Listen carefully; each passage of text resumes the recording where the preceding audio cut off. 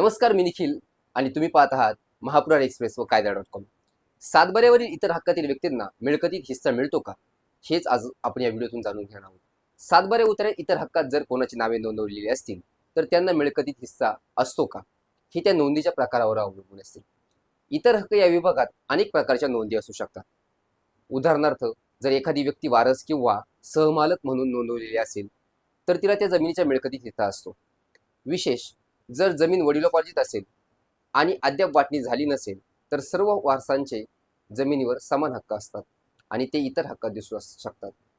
मात्र जर इतर हक्कात एखाद्या बँकेचा किंवा कर्ज पुरवठादाराचा हक्क दाखवलेला असेल, उदाहरणार्थ शेती कर्जासाठी गहाण ठेवलेली जमीन, तर अशा व्यक्ती किंवा त्या संस्थेला फक्त आर्थिक हक्क असतो. त्यांचा जमिनीच्या उत्पन्नात प्रत्यक्ष हिस्सा नसतो. कधी कधी जमिनीची वाटणी होईपर्यंत सर्व वारसांची नावे इतर हक्कात दिसतात. वाटणी न झाल्याने प्रत्यक्ष शेती कोण करत आहे हा वेगळा मुद्दा असतो, पण नोंद असलेल्या वारसांचा जमिनीवर हक्क समानच मानला जातो, तोपर्यंत ती वेगळी वाटणी करून नोंदणी करत नाही.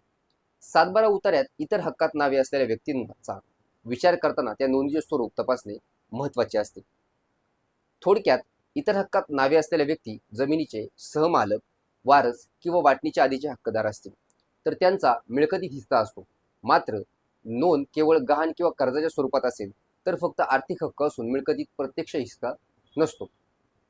तर मित्रांनो, तुम्हाला आमचा हा व्हिडिओ कसा वाटला ते कमेंट बॉक्समध्ये नक्की सांगा. व्हिडिओ आवडल्यास व्हिडिओला लाईक, शेअर व जाता जाता चॅनलला सबस्क्राईब करायला विसरू नका. धन्यवाद.